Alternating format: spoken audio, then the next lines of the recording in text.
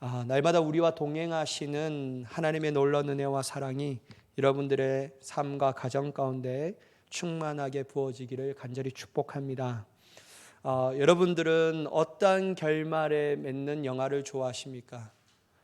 저는요, 보기와는 다르게 어떤 영화를 좋아하냐면요, 막 액션, 때리고 부수고 막 깡패 영화 이런 거 안 좋아하고요, 멜로 영화를 좋아합니다. 로맨스. 눈물이 막 흘러내려. 제 인생에서 가장 큰 영화라고 뽑으라고 한다면요, 저는요 8월의 크리스마스를 참 좋아합니다. 보신 적 있으세요? 8월의 크리스마스? 이 명작을 안 보셨구나. 가서 꼭꼭 보셔요. 8월의 크리스마스. 한석규와 심은하가 그 아름다운 동화 같은 그한 이 로맨스적인 얘기였는데요, 전 그거 좋고, 두 번째로 제가 감명되기 막 울면서 봤던 영화가 뭐냐면요, 너는 내 운명. 보셨죠? 이런 영화를 여러분은 뭐 이렇게 범죄 뭐 이런 범죄의 도시 이런 거 보시나? 저는 또 하나 영화를 꼽으라고 하냐면요, 행복이라는 영화가 있거든요. 황정민이랑 임수정. 제가 그걸 보면서요, 진짜 행복이란 무엇일까? 그걸 되게 생각했던 영화라고 생각됩니다. 그래서 여러분, 어떤 사람들은 다양한 이 장르의 영화를 좋아하는데, 그리고 다양한 결론을 맺는 영화가 있잖아요. 대표적으로 두 가지의 결론, 해피엔딩 아니면 새드엔딩. 이 두 가지의 영화의 결론이 있습니다. 물론 여러분, 다른 결말이지만 각각 주는 매력이 있다라고 할 수 있죠. 제가 이 설교를 준비하면서 어떤 칼럼을 봤거든요. 박상돈님의 칼럼을 봤는데, 이분의 이 칼럼의 제목이 이거예요. 해피엔딩 드라마를 보고 싶은 이유. 이런 칼럼의 제목으로 글을 썼는데 한번 들어보세요. 사실 아리스토텔레스는 그의 시학에서 비극을 예찬하면서 비극은 연민의 정을 자아내도록 하는 결말을 통하여 사람의 감정을 정화시킨다라는 유명한 말을 남겼다라고 하더라고요. 그러니까 여러분, 비극적인 새드 엔딩의 영화를 보면요, 사람들에 대한 연민의 감정이 생긴대요. 그래서 그 마음이 우리의 마음을 정화시킨다, 뭐 이런 얘기를 했대요. 그래서 비극, 새드 엔딩이 우리에게 얼마나 중요한지 막 이렇게 얘기했다고 해요. 그러나 여러분, 이러한 그의 견해는 그의 스승 플라톤의 비극을 반대하면서 나타났다고 해요. 그의 스승 플라톤은 뭐라고 얘기하냐면요, 비극은 인간의 감정을 자극하여 이성을 마비시킨다라고 얘기해요. 그러니까 보지 말라는 거예요, 비극. 그게 얼마나 인간에게 좋지 않은지. 그래서 여러분, 어떤 사람은 비극 예찬론, 어떤 사람은 비극적인 것을 싫어하는 이유에 대해서 얘기합니다. 그러면서 이 글의 저자가 어떠한 것으로 결론으로 마치냐면요, 이렇게 얘기해요. 최근 암울한 여러 현실 속에서 많이 우울해하고 있는 우리네 국민들에게는 보다 해피엔딩의 극이 필요하지 않나 하는 생각이 든다. 왜냐하면 주인공이 불안하고도 위태로운 위기들을 지나서 마침내 어떤 면에서든 안정된 상태에 이르게 되는 해피엔딩은 사람들로 하여금 정서적인 안정성을 느끼도록 만들어주기 때문에 지금처럼 사람들이 불투명한 미래 가운데 불안해하고 있는 이 현실에서는 더더욱 그러한 필요가 요청되는 것이다 라고 합니다. 저는 이 글을 읽는데 참 그런 것 같아요. 여러분, 너무 힘들잖아요. 오늘 이 시대가 경제적으로 얼마나 힘듭니까? 여러분, 청년들은 꿈을 포기한 시대, 아예 구직도조차도 하지 않으려고 하는 시대 가운데 살아가고 있습니다. 제가 PD 수첩을 봤는데요, 쓰레기집이라고 아시죠? 막 쓰레기를 모아놓고, 이게 옛날에는 하나의 이게 뭐 수집적인 이 정신적인 병이라고 얘기했거든요. 근데 여러분, 오늘날 이 쓰레기집은요, 그러한 이 정신적인 질병과 다르다고 말해요. 요즘에는 어떤 사람들이 이 자기 안에 쓰레기를 방치하냐면요, 20대 젊은 여성들, 20대 젊은 여성들이요, 자기 집에 먹고 그냥 쓰레기를 다 해요. 그리고 집 문만 닫으면 나갈 때는 깔끔하게 나가고. 그러니까 이게, 그러면서 그 얘기가 뭐냐면, 이 사회적으로 너무나도 힘든 현실, 그러한 인간관계의 실종에 대해서 이러한 현실 때문에 이러한 쓰레기집이 우리가 상상할 수 없을 정도로 많다라고 얘기하더라고요. 여러분, 이러한 현실 가운데 우리가 들어야 할 소식은요, 슬픈 소식이 아니라 기쁨의 소식, 기쁨의 결말을 가지고 나아가는 소식을 듣는 게 중요하지 않을까라는 생각이 듭니다. 물론 여러분, 드라마나 영화 그리고 소설이 해피엔딩으로 끝나는가 새드 엔딩으로 끝나는가는 옳고 그름의 문제는 아니에요. 취향의 문제죠. 왜냐하면 여러분, 드라마나 영화나 소설은 어떤 겁니까? 픽션이기 때문이에요. 호구이기 때문이에요. 그래서 여러분 그건 그렇게 중요하지 않습니다. 그러나 여러분 우리의 삶에서 해피엔딩과 새드엔딩 어떤 것으로 끝나는가, 어떤 것으로 끝나도 괜찮다라고 말할 수 없다라는 거예요. 왜냐하면 우리의 삶은 픽션이 아니라 논픽션이기 때문이에요. 현실이고 실제이기 때문이죠. 저는 정말 여러분들을 축복합니다. 여러분의 삶, 여러분들의 하루하루 삶 가운데 새드 엔딩의 결론이 아니라 해피 엔딩으로 인생의 행복한 결말이 있기를 예수님의 이름으로 간절히 축복합니다. 여러분, 하나님의 역사는 언제나 해피 엔딩이거든요. 그럴 수밖에 없는 이유가 있어요. 왜냐하면 하나님은요, 어떤 일에도 실패나 실수를 하지 않기 때문이에요. 여러분, 우리가 잘 알고 있는 성경 구절이 있잖아요. 민수기 23장 19절의 말씀인데요. 좀 길지만 함께 읽어보도록 하겠습니다. 시작. 하나님은 사람이 아니시니 거짓말을 하지 않으시고 인생이 아니시니 후회가 없으시도다. 어찌 그 말씀하신 바를 행하지 않으시며 하신 말씀을 실행하지 않으시랴. 여러분, 하나님에 대해서 딱 언급을 하는데요. 하나님은 뭐라고 하냐면요, 거짓말을 하지 않는데요. 그리고 하나님이 하신 말씀은 반드시 지킨다라고 말씀하십니다. 그 중간에 어떻게 하나님에 대해 또 묘사하냐면요, 인생이 아니시니 후회가 없다라고 말씀하셔요. 여러분, 후회는 어떤 사람만이 할 수 있죠? 인생에 대하여 실패하거나 실수한 사람들, 그 사람들이 자기에게 그것으로 인하여 말할 수 없는 후회가 몰려온다라는 거예요. 그렇다면 여러분, 하나님은 후회가 없다라는 말은 어떤 말씀일까요? 앞에 말씀드린 것처럼 실패와 실수가 없다라는 거예요. 하나님의 일은 모든 것이 완벽하다라고 얘기할 수 있습니다.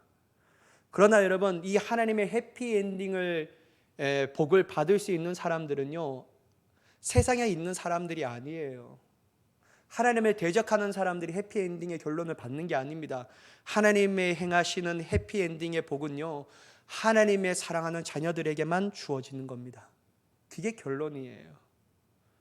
여러분, 한번 오늘 이 말씀을 통해서 그것을 한번 쫙 보기를 원합니다.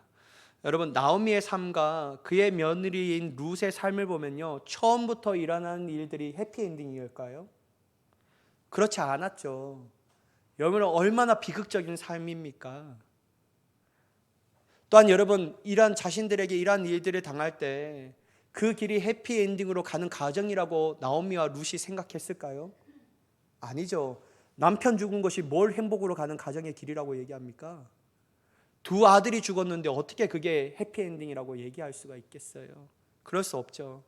그래서 여러분, 나오미가 베들레헴에 돌아가서 사람들에게 나오미가 돌아왔다 라고 말할 때 뭐라고 얘기합니까? 나를 나오미라고 부르지 말고 뭐라고 부르라고 했죠? 마라라고 부르라고. 여러분, 마라라는 뜻은 어떤 것입니까? 마라탕을 얘기하는 게 아니고 너무 재미없겠나? 여러분, 마라는 어떤 것을 하면요, 바로 전능자가 나를 심히 괴롭게 하였다라는 뜻을 가지고 있어요. 그러니까 여러분, 나오미의 입장에서는요, 지금 일어나는 모든 일들은 새드 엔딩이에요. 슬픈 거예요. 해피엔딩으로 가는 과정이라고 생각 1도 안 했다라는 겁니다. 그죠? 여러분, 기근을 피해서 모압 땅에 내려왔잖아요. 그러면 살아야 하잖아요. 어느 정도 좀 살려고 하니까 남편 죽고 두 아들이 죽었는데 한꺼번에 잃어버렸는데 이 얼마나 가슴 아프고 여러분 얼마나 슬픈 일이냐라는 거예요. 만약 여러분들이 기자가 되어서 그 나오미에게 인터뷰를 합니다. 나오미에게 인터뷰할 때요, 나오미 씨, 당신이 일어나는 모든 일들은 해피엔딩이라고 생각합니까? 아니면 그 길로 가는 과정이라고 생각합니까? 라고 여러분들이 기자로서 그 나오미에게 인터뷰한다면요, 인터뷰할 수 있을까요? 화가 나고 꺼지라고 막 이렇게 얘기하겠죠. 말도 지금 나를 놀리냐고. 지가 안 당해봐서 저는 모르는 말인데 어떻게 저렇게 얘기할 수 있냐고. 뭐가 해피엔딩이냐고. 내 모습을 보라고. 막 이렇게 화를 하면서요, 아마 인터뷰를 하지 않았을 것입니다. 여러분, 분명한 것은 하나님의 해피엔딩은요, 당장 찾아온 어려움에는 감히 생각할 수 없는 거예요. 그냥 그 자체로 슬픈 겁니다. 그 자체로 그냥 가슴 아픈 일이에요. 괴로운 일이에요. 뭐가 해피엔딩입니까? 뭐가 여러분 해피엔딩으로 가는 길이에요? 죽을 것만 같은 내 마음이죠. 여러분, 이러한 모습을 보면서 자신의 모습은 새드 엔딩이라고 얘기할 수밖에 없습니다. 여러분, 나오미가 생각하는 결론, 룻이 생각하는 결론의 시점을 봤을 때는 분명히 새드 엔딩입니다. 그러나 여러분, 우리가 잊고 있는 것이 있어요. 시간의 주관자는 누구이실까요? 하나님이에요. 그렇다면 내가 생각하는 시점이 결론이 아니라는 겁니다. 왜냐하면 하나님의 시점이 생각하는 그 결론의 시점이 반드시 결론이기 때문이에요. 그렇다면 여러분, 내 시점에는 이것이 새드 엔딩이지만 결과적으로 시간을 주관하신 하나님의 결론적 시점에 딱 도달하면요, 이것은 새드 엔딩으로 끝내는 것이 아니라 해피 엔딩의 결론을 맺게 한다는 거예요. 그래서 여러분, 우리의 시간적 관념이 아니라 하나님의 시간적 시간표를 가지며 살아갈 때 비로소 우리는 하나님의 해피 엔딩의 결론을 보며 그것을 기대하며 나아갈 수 있게 되는 줄 믿습니다.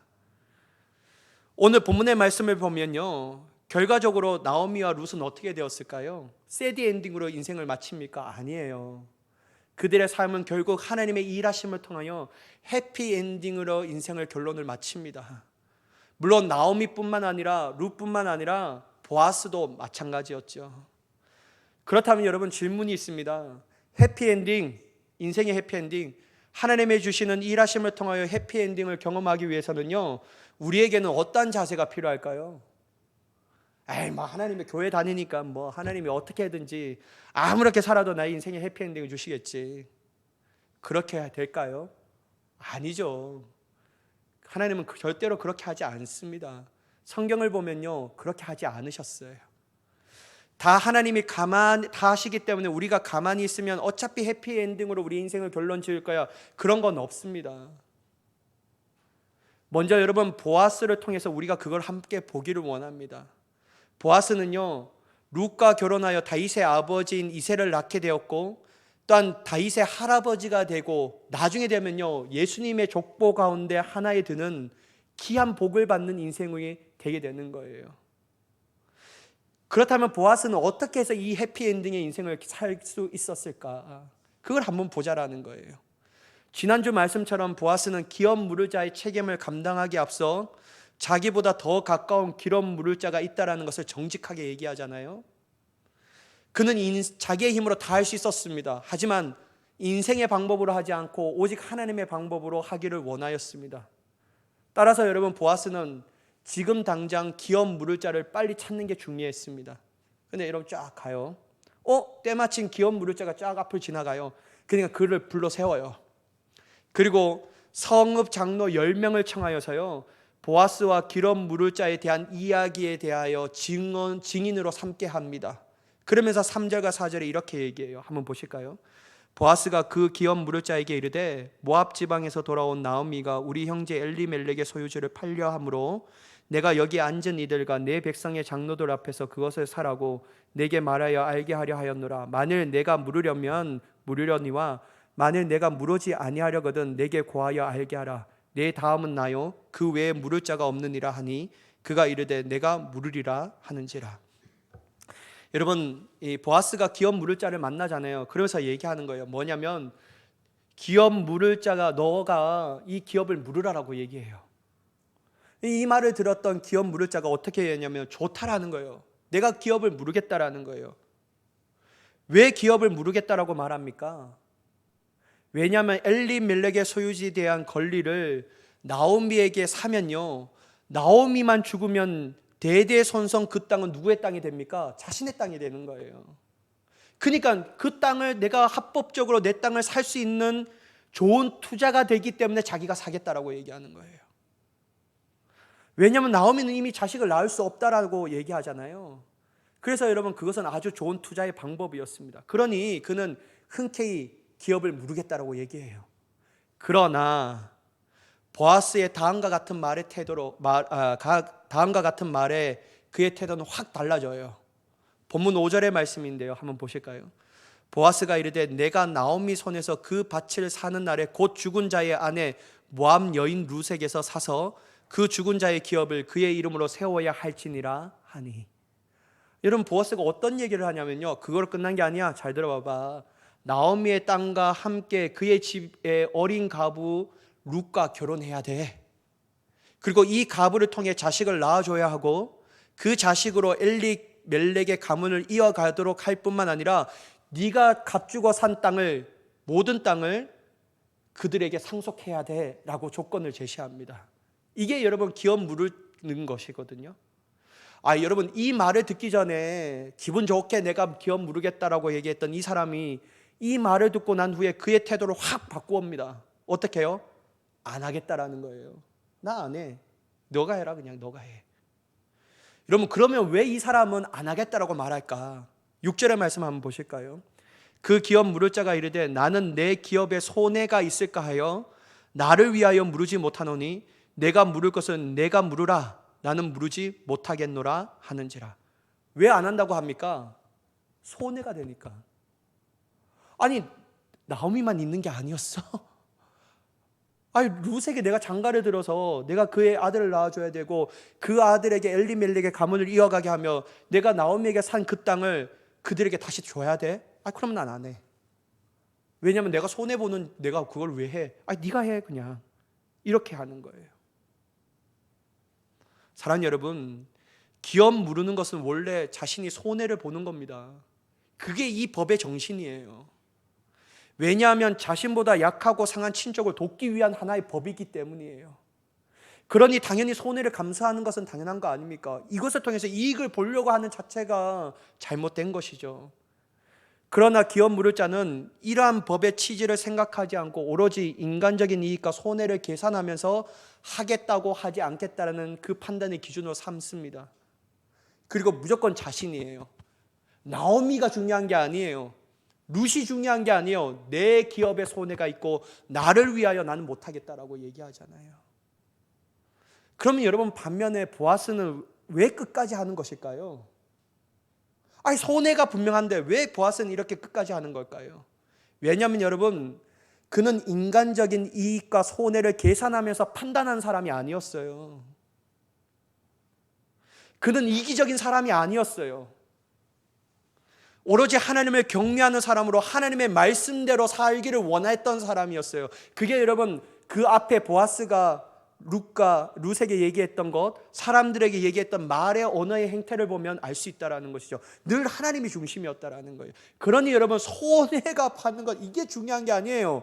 이 법을 통하여 하나님께 영광을 돌려드리고 이 법을 통하여 하나님의 일하심에 나타낸다면 그것으로 자기가 좋은 거예요. 여러분, 이겁니다. 하나님의 해피엔딩을 경험하기 위해서는요, 절대로 인간적인 계산하면 안 됩니다. 그러면요, 받을 수가 없는 거예요. 물론 여러분, 지금 당장은 보아스는요, 기업 물으면 자신의 기업에 손해가 됩니다. 왜냐하면 그거 사서요, 돈을 써야 되잖아요. 그리고 사서 이게 영원토록 자기의 땅이 된 게 아니라 그 룻의 가문에게 불러줘야 되잖아요. 엘리멜렉의 가문의 재산으로 남겨줘야 되잖아요. 그러니까 여러분, 당장 볼 때는 손해죠. 얼마나 여러분 손해입니까? 만약 여러분 보아스가 육신적으로 생각했다면요, 이거 안 했을 겁니다. 그러나 여러분, 그는 이러한 하나님의 뜻을 깨달아서 하나님의 때를 위하여 일하고 하나님께서 해피엔딩으로 결론 지으실 것을 믿음으로 바라본 사람이었다라는 거예요. 물론 성경은 그렇게 얘기하지 않지만 자신에게 손해가 아니라 하나님의 뜻을 이루어졌다면 이것 자체가 자신에게 해피엔딩이라고 얘기하는 거예요. 그리고 여러분, 결론적으로 이 보아스는요, 다윗의 할아버지가 됩니다. 그리고 예수님의 가문의 족보의 한 사람으로 나타나게 되는 것이죠. 그러므로 여러분, 하나님의 해피엔딩 받기를 위해서는요, 헌신해야 합니다. 안 하고는 안 주셔요. 헌신해야지만 하나님의 해피엔딩을 경험할 수 있는 거예요. 인간적인 계산의 방법이 아니라 하나님의 일하심에 대한 생각으로 나아간다면요, 우리는요, 하나님 앞에 해피엔딩의 결론을 받게 되는 줄 믿습니다. 여러분, 한번 보셔요. 보아스와 기업 물을 자. 기업 물을 자는요, 보아스가 이렇게 부를 때 뭐라고 부르죠? 아무개요라고 불러요. 이름조차도 없어요. 그는 당장은 손해받지 않았지만 결과적으로 인생의 결론은 손해라는 거예요. 하나님 앞에 놀랍게 쓰임받지 못하잖아요. 왜 다윗의 조상이 되지 못했잖아요. 예수님의 가문의 족보에 들지 못했잖아요. 여러분, 이게 얼마나 손해입니까? 지금 당장 손해를 경험하지 않았지만 나중에는 엄청난 손해를 겪게 되는 것이죠. 여러분, 하나님의 일하심을 바라볼 수 있는 자가 되기를 간절히 소망합니다. 지금 당장이 중요한 게 아니에요. 앞으로가 중요한 거예요. 지금 당장 내가 헌신할 때 손해를 보는 것처럼 느껴지지만 하나님은 손해를 요구하시는 것이 아니라 그보다도 더 큰 은혜의 복을 준비하고 계신 줄 믿으시기 바랍니다. 이게 하나님의 원칙이에요, 원칙. 그러니까 여러분, 우리는 지금이라는 시간을 보는 것이 아니라 어떤 시간을 생각해야 됩니까? 하나님의 시간표를 생각해야 되는 거예요. 하나님의 시간표 말이에요. 그거는요, 육신의 눈으로는 바라볼 수 없는 겁니다. 오직 어떤 것으로 바라보냐? 믿음의 눈으로 바라볼 수 있는 거예요. 하나님의 시간표는 말이에요. 여러분, 한번 성경에 그러한 사람을 한번 찾아보자고요. 여러분, 첫 번째 아브라함을 들 수 있는데요. 아브라함은요, 하나님께서 그에게 가장 중요한 것을 바치라고 얘기합니다. 뭘까요, 여러분? 이삭이었어요. 하나님이 주시겠다라고 말하면서 80에 넘어갔고 그 이삭을 주셨는데, 주실 때는 언제고 지금 바치라는 거예요. 여러분들은 이게 수긍이 돼요? 저는 안 되는 거예요. 이거 볼 때마다 아멘이 안 돼요. 그리고 하나님, 저는 못해요. 이 말이 절로 나와요. 그러면 그러더라고요. 어떤 목사님은, 걱정하지 마세요. 아브라함 같은 믿음이 되셔야만 이런 시험도 합니다. 이렇게 얘기하시더라고요. 여러분, 아브라함에 있어서 이거 정말로 이게 이해되지 않는 거예요. 근데 여러분, 아브라함이 하나님께서 이 중요한 것을 바치라고 할 때 어떻게 하냐면요, 바쳐요. 한마디로 여러분, 저는 이 바친다라는 것은 하나님 앞에 헌신했다라고 얘기합니다. 자기의 가장 중요한 것을 드리는 것은 얼마나 큰 헌신입니까? 그러니까 여러분, 하나님께 이 헌신하고 그래, 됐다, 내가 네가 알았다, 테스트만 통과했으니까 됐어, 이렇게 얘기하십니까? 아니에요, 여러분. 창세기 22장 16절을 한번 보실까요? 한번 같이 읽어볼게요. 시작. 이르시되 여호와께서 이르시기를 내가 나를 가르쳐 맹세하노니 내가 이같이 행하여 내 아들 독자도 아끼지 아니하였은즉. 여러분, 아브라함에게 있어서 하나님께서 약속하신 이삭은요, 삶의 전부였어요. 살아가는 이유였어요. 그런데 여러분, 정말 그가 하나님 앞에 번제를, 이삭을 드리라고 할 때 아브라함에게 힘든 일이었지만 인간적 계산을 하지 않아요. 인간적인 계산을 했다라면요, 이거 여러분 절대 못하는 겁니다. 하지 않아요. 그렇다면 여러분, 아브라함은 어떻게 이삭을 하나님 앞에 드릴 수 있을까? 하나예요. 하나님은 선하신 분이시다. 이거 딱 하나예요. 하나님은 언제나 나에게 좋으신 분이셔. 하나님은 나에게 약속하셨다면 하나님은 하나님의 은혜로, 하나님의 뜻으로 반드시 이 약속을 성취하실 분이야. 이 세 가지가 항상 다 이 아브라함의 마음 가운데 믿음으로 있었다라는 거예요. 그러니까 여러분, 인간적 계산할 틈이 없는 거예요. 하나님이 나에게 헌신하라고 하셨다면 이거 헌신해야 되는 거구나. 왜냐하면 하나님은 나에게 나쁜 것을 주시기 위해서가 아니라 늘 좋은 것을 주시는 분이시지 하면서 헌신하는 겁니다. 여러분, 하나님 헌신만 받으시고 모른 척 하셨을까요? 아닙니다, 여러분. 창세기 22장 17절 18절 한번 큰데요, 긴데 우리가 한번 같이 읽어보도록 하겠습니다. 중요한 말씀이니까 시작. 내가 내게 큰 복을 주고 내 씨가 크게 번성하여 하늘의 별과 같고 바닷가의 모래와 같게 하리니 내 씨가 그 대적의 성문을 차지하리라. 또 내 씨로 말미암아 천하 만민이 복을 받으리니 이는 내가 나의 말을 준행하였음이니라 하셨다 하니라. 여러분, 하나님이 그의 헌신만 받으신 게 아니에요. 여러분, 여기서 헌신이란 말을 대체할 수 있는 단어가 뭘까요? 너는 나의 말에 준행하였다, 이거예요. 네가 네 삶의 가장 중요한 것을 통하여 나에게 헌신하였구나. 그래? 그럼 나는 너를 헌신을 절대 잊지 않아. 어떻게 하시죠? 하늘의 별과 같이 내 자손을 많게 하리라. 그리고 여러분, 대적의 성문을 차지하리라. 이게 승리를 약속하신 거거든요. 그리고 여러분, 또 어떤 겁니까? 너로 말미암아, 너 씨로 말미암아 천하 만민이 뭐를 받겠다고요? 복을 받으리라. 이거 얘기하는 거예요. 여러분, 결과적으로 아브라함의 삶은 어떻게 되었습니까? 해피엔딩입니다. 아브라함은요, 믿음의 조상으로 일컬음을 받았어요. 또 하나님께서 친히 아브라함에게 약속했던 그 모든 말씀은 다 이루어 주신 거예요. 그러니 아브라함은 하나님의 일하심을 통하여 해피엔딩의 삶을 살게 된 것이죠. 여러분 한번 또 보자고요. 다니엘도 보자고요. 다니엘.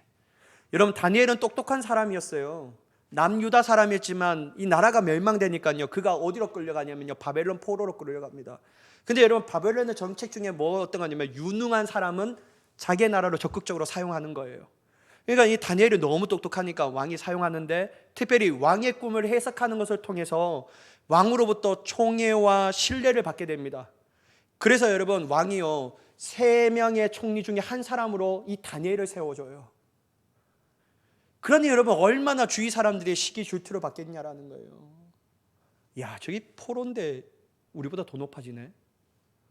어떻게든지 저를 죽여야 되는데, 이런 마음이 생기는 거예요. 그래서 여러분 이 사람들이 모여서 모책을 생각하는 거예요. 어떤 것일까요? 왕에게 건의하는데 이런 것을 건의해요. 이제부터 30일 동안 누구든지 왕 외에 어떤 사람에게나 사람에게 무엇을 구하면 사자굴에 던져 넣기로 하는 법률을 제정할 수 있도록 왕에게 건의합니다. 왕이 딱 보니까요 너무 좋은 거잖아요. 나만 높임을 받네. 그러니까 이 도장에 찍어줘요.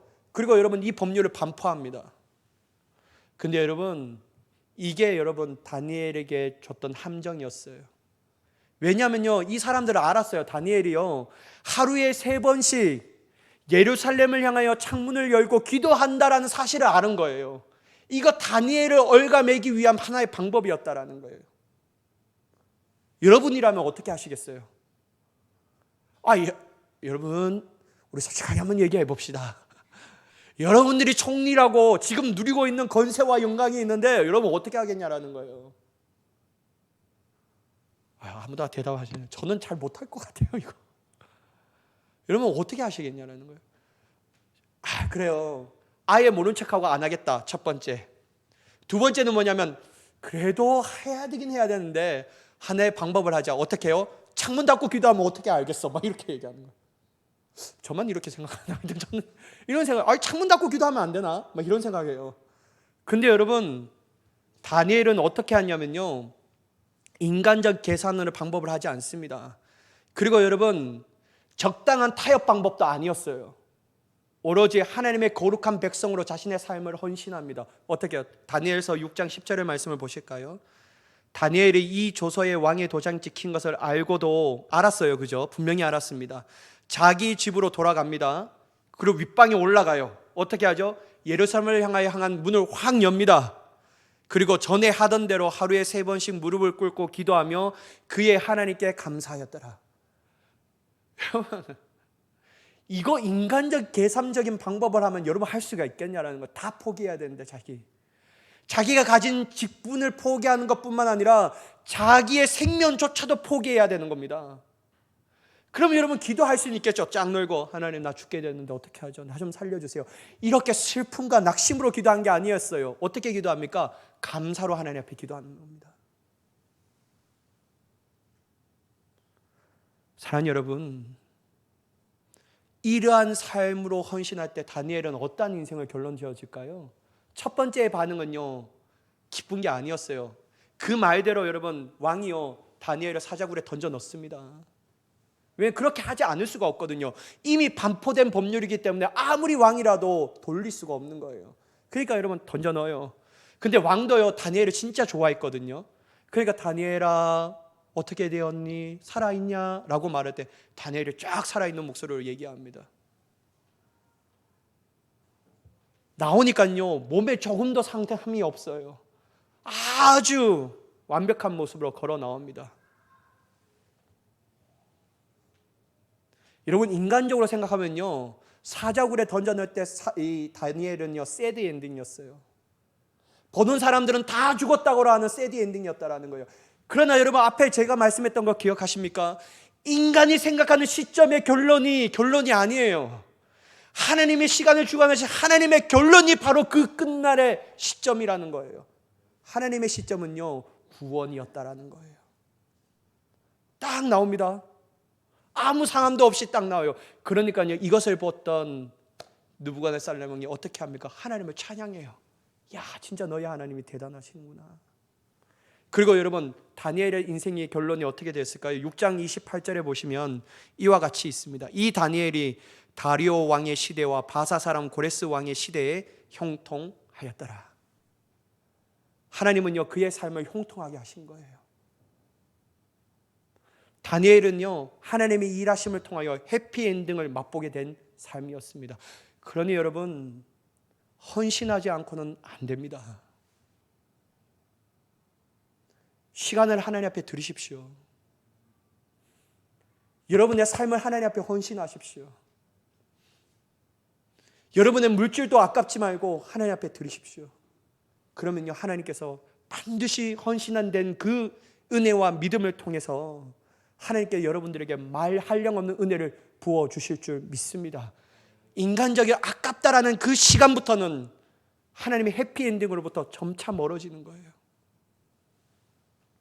아브라함도 그렇고 다니엘도 그렇고 아깝다라는 생각, 내가 놓아야 하겠다는 이 모든 것을 포기해야 된다는 인간적인 생각의 계산 방법으로 하지 않았더라면요, 물론 역사는 가정이 없지만 어떻게 되었을까요? 사랑하는 여러분, 저는 여러분들에게 하나님 앞에 시간을 좀 많이 드렸으면 좋겠어요. 목사님 바빠서 난 못하겠는데요. 여러분, 바빠서 기도해야 합니다. 해야 할 일이 많아서 기도해야 합니다. 여러분, 우리가 살아갈 지혜를 얻기 위해서 하나님의 말씀을 많이 봐야 합니다. 그 삶에 헌신하는 그 시간만큼 하나님께서 더욱더 위대한 복을 채워주신다는 거예요. 어떻게요? 상상할 수 없는 해피엔딩의 결론을 채워주시는 거예요. 여러분, 저는 청소년 사역으로 했잖아요. 청소년 사역할 때 문제가 뭐냐면요, 아이들이요, 시험 기간만 되면 예배를 안 와요. 100명 정도 됐잖아요. 시험 기간만 되면요, 한 60명, 70명 요대로 떨어지는 거예요. 왜 안 오냐, 왜 안 오냐. 목사님, 저는 그때 안 가고요. 저는 공부해야 돼요. 저는 그때 공부 안 하면요, 다른 애들은 더 그때 공부하는데 나는 그 시간을 내가 공부 안 하고 예배 가운데 오면요, 난 뒤처져요. 난 열심히 해야 돼요. 막 이렇게 얘기해요. 물론 그런 아이들은 별로 안 되고요, 부모님이 다 못 가게 하더라고요. 네가 공부해야지 막 이렇게 해요. 근데 여러분, 어떤 목사님이 그런 얘기를 하더라고요. 내가 하나님 앞에 1시간을 헌신했다면 하나님께서는 그 1시간에 손해를 주는 것이 아니라 2시간, 3시간의 집중력을 너에게 더하실 것이다. 하나님은 절대로 너에게 손해를 끼친 분이 아니시다. 하나님 앞에 헌신해라, 드려라. 그러면 하나님이 반드시 채워줄 것이다. 저는 그 말이 너무 막 감동으로 와닿더라고요. 사랑하는 여러분, 헌신하시기 바랍니다. 아깝다라는 생각하지 마시고, 내 시간이 아깝고 내 육신이 쉬어야 되는데 아깝다라는 생각하면요, 하나님의 해피엔딩 견디로서부터 점차 멀어지는 거예요. 근데 여러분, 우리의 시간을 하나님 앞에 드리고 우리의 열정을 하나님 앞에 드리고 우리의 마음을 하나님 앞에 드리는 시간이 많아지면 많아질수록 하나님은 말할 수 없는 해피엔딩의 결론을 가지고 하나님의 시점에 하나님의 방법으로 부어주실 줄 믿습니다. 그러면요, 말할 수 없는 거예요. 사랑하는 여러분, 하나님의 해피엔딩은요, 결국 어떤 것이냐면요, 하나님이 책임져 주시는 거예요. 내가 너를 책임져 주겠다. 여러분, 오늘 이 믿음이 저와 여러분 삶 가운데 부어져 하나님 앞에 해피엔딩으로 인생을 살아갈 수 있는 저와 여러분 되시기를 예수님의 이름으로 간절히 축원합니다. 기도하겠습니다. 사랑의 하나님, 우리의 삶을 불쌍히 여겨 주시옵소서. 하나님이 일을 할 때도 인간적인 계산의 방법으로 주판을 튕기며 나아갈 때가 참 많음을 고백합니다. 바빠서 못하고, 할 일이 많아서 못하고, 쉬고 싶어서 못하고, 내만의 방법으로 통해서 하겠다라고 말하면서 얼마나 하나님 앞에 헌신하는 시간을 많이 줄이고 있는지요. 하나님, 보아스가 하나님 앞에 헌신할 때, 아브라함과 다니엘이 목숨을 걸고 하나님 앞에 헌신할 때 그 헌신된 시간들을 하나님이 잊지 아니하시고, 헌신한 일들을 잊어버리지 아니하시고, 하나님께서 해피엔딩으로 그의 삶들을 결론된 것을 볼 수 있게 됩니다. 하나님, 우리의 삶 또한 해피엔딩으로 인생을 결론 짓기를 원합니다. 주님, 우리의 삶을 책임져 주시옵소서. 그래야 날마다 기쁘고 행복한 삶을 살아가기에 부족함이 없는 우리가 되게 하여 주옵소서. 그렇게 하실 하나님을 간절히 기대하오며 예수님의 이름으로 기도드리옵나이다. 아멘.